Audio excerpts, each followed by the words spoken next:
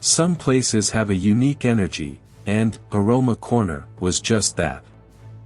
The smell of freshly ground coffee, the clink of cups, and the hushed conversation of customers created an atmosphere that seemed to embrace anyone who entered.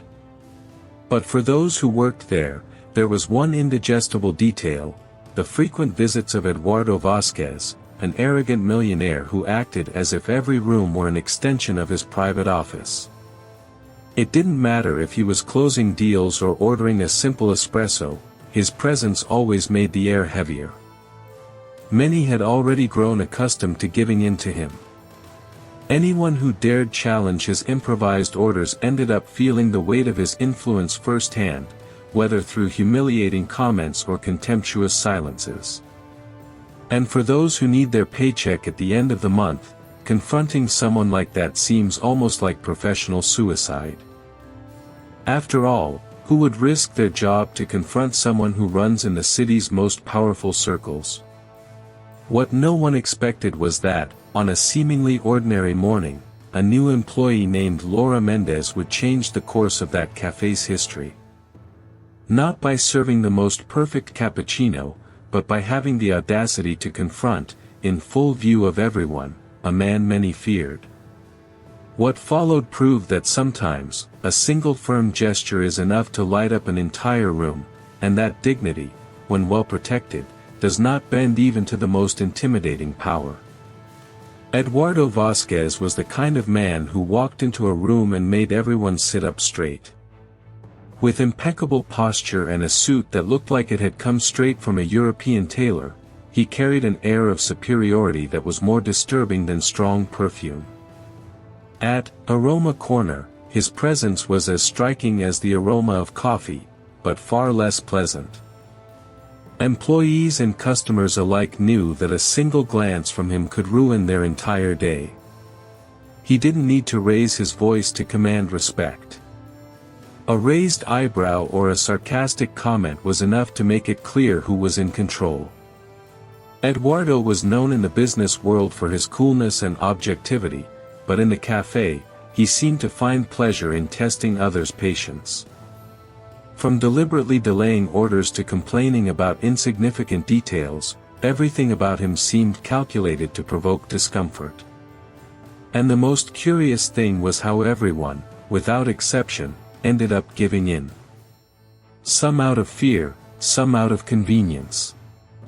After all, no one wanted to be blacklisted by a man who even had influence over the decisions of the city's trade association.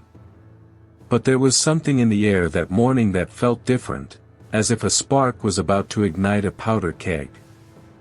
And, in Aroma Corner, everyone knew that when Eduardo showed up, the day would either go smoothly, or turn into a silent battlefield. It was Laura Mendez's first day behind the counter at Canto do Aroma, and she was still adjusting to the frenetic pace of coffee. Between orders, change, and the constant hum of the espresso machine, I tried to keep a smile on my face. Everything was going well, until the door opened and Eduardo Vasquez walked in, with that look in his eyes that made him expect to be served before even ordering.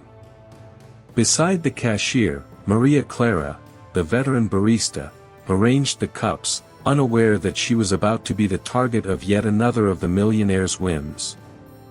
With a sarcastic comment about the delay and a look of disdain, Eduardo deliberately spilled sugar on the counter, embarrassing Maria Clara in front of other customers. It was as if the air suddenly grew heavy. Laura, observing the scene, realized it wasn't just a complaint, it was a humiliation at work, delivered coldly and almost with a certain pleasure. The silence that followed spoke volumes about the fear the man inspired. But Edward didn't stop there. He turned to Laura, sizing her up from head to toe, as if testing her limits. He made a complicated order, asked for refills twice, and hinted that perhaps she wasn't up to the task of serving the cafe. The atmosphere, which had previously smelled of roasted beans, now tasted tense. And to those watching, it seemed like Laura would just be another one to bow her head, but something inside her was beginning to tell her otherwise. Laura took a deep breath, feeling the weight of the stairs around her. Instead of rushing back the coffee, she decided to prepare the most elaborate cappuccino she'd ever made. Firmly, she drew a heart in the foam, as if the gesture were a silent message, "I'm not intimidated." When she placed the cup in front of Eduardo, she held his gaze firmly, something few dared to do. Eduardo frowned, surprised by her boldness. And before he could say anything, Laura broke the silence. She calmly but sharply stated that coffee was served there, not humiliation. She asked him to apologize to Maria Clara, making it clear that respect was not for sale. The murmur among the customers grew, as if everyone had been waiting for someone, for a long time, to say exactly that. The millionaire stood still for a few seconds, weighing each word. For many, that could have been the end of Laura's job, but for her, it was just the beginning of a stance she wouldn't take back. Her simple act, a heart in the foam and a courageous phrase, planted a seed that would begin to germinate unexpectedly. And the aroma corner would never be the same after that morning. The buzz was still echoing through the room when Donna Helena, the owner of Canto do Aroma, emerged from behind the counter. A woman with a firm presence and a gaze that blended sweetness with authority, she didn't need to raise her voice to command respect. She observed the scene for a few seconds, as if analyzing a chess move, and then approached Laura and Maria Clara. Her tone was clear: "Here, we serve coffee with dignity. And anyone who doesn't respect that is not welcome." Her posture changed the air. Instead of giving in to Eduardo Vasquez's pressure, Donna Helena acted as the team's shield, making it clear that no threat, no matter how subtle, would have any place there. It was rare to see someone confront the millionaire without hesitation, but she seemed to know the rules of a game few dared to play. Laura realized, in that instant, that she was not alone. Eduardo tried to argue, hinting that he could take the case to another level. But Donna Helena didn't blink. He silently asserted that his team didn't work under intimidation. And when he suggested that it might be best to rethink Laura's presence, she replied without hesitation, "Rethink? Only if it's to offer her a coffee and a way out." The entire room held its breath.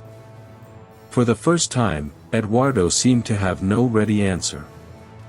In the days following the confrontation, strange things began to happen at Canto do Aroma. A surprise inspection by the health department showed up unscheduled, with absurd demands that made no sense for such a well-maintained cafe.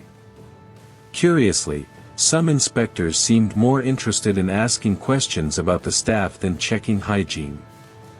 Laura and Maria Clara exchanged glances. It smelled like retaliation. That's when Patricia, a lawyer and longtime friend of Donna Helena, entered the scene. With a sharp eye and a direct manner, he began investigating the situation. He discovered that the inspection was not only forged but also part of a disguised takeover attempt. Behind the scenes, Eduardo Vasquez wanted to acquire the cafe at any cost and used his influence to tarnish the establishment's image. It was a dirty game, with a well-planned abuse of power.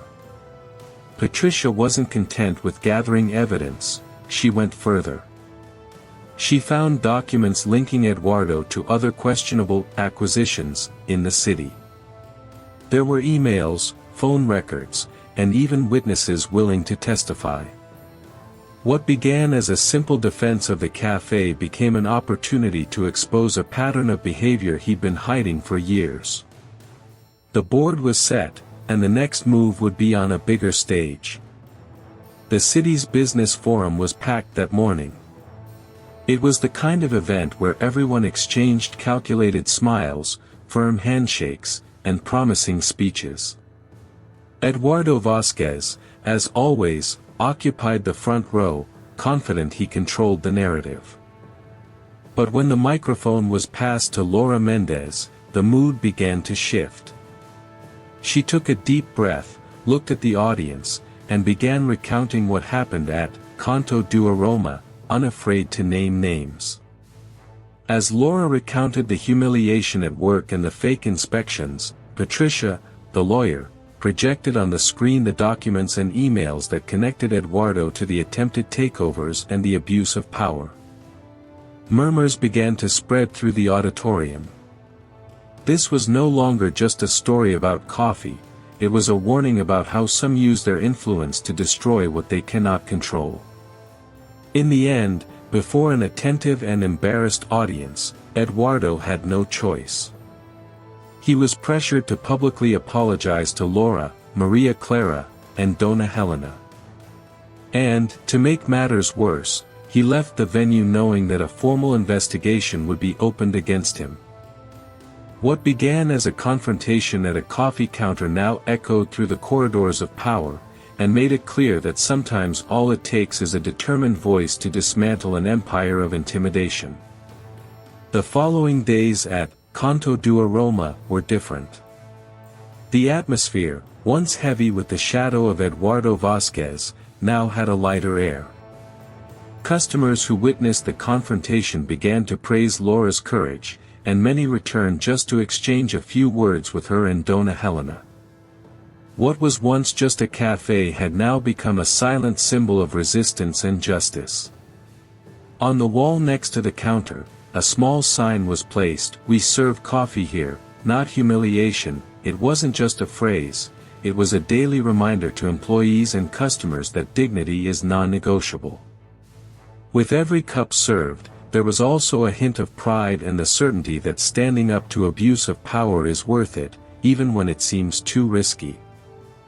Laura knew her action wouldn't change the whole world, but it had changed hers, and everyone who worked at the cafe. And that was a start. Because, deep down, this is what resistance is all about, planting seeds of courage that can blossom in the most unlikely places, even in the foam of a cappuccino. How many times have you witnessed or experienced a situation where someone with more power tried to belittle another? And how many times have you chosen to remain silent to avoid problems? Laura's story shows that courage isn't the absence of fear, it's acting despite it. You don't need a stage or a microphone to defend your dignity. Sometimes, all it takes is a firm gesture, a direct word, or a simple "no" at the right time.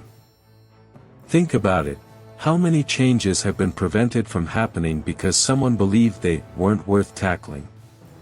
What if you were that voice inspiring others to take a stand? Perhaps, at work, in your family, or in your community, there's a moment waiting for your action to transform the course of things. So, if this story inspired you, take the next step, subscribe to the channel, turn on notifications, and keep following content that shows that, yes, it is possible to face injustice and emerge stronger. Because, ultimately, the world needs more people willing to serve, not just coffee, but also respect and courage.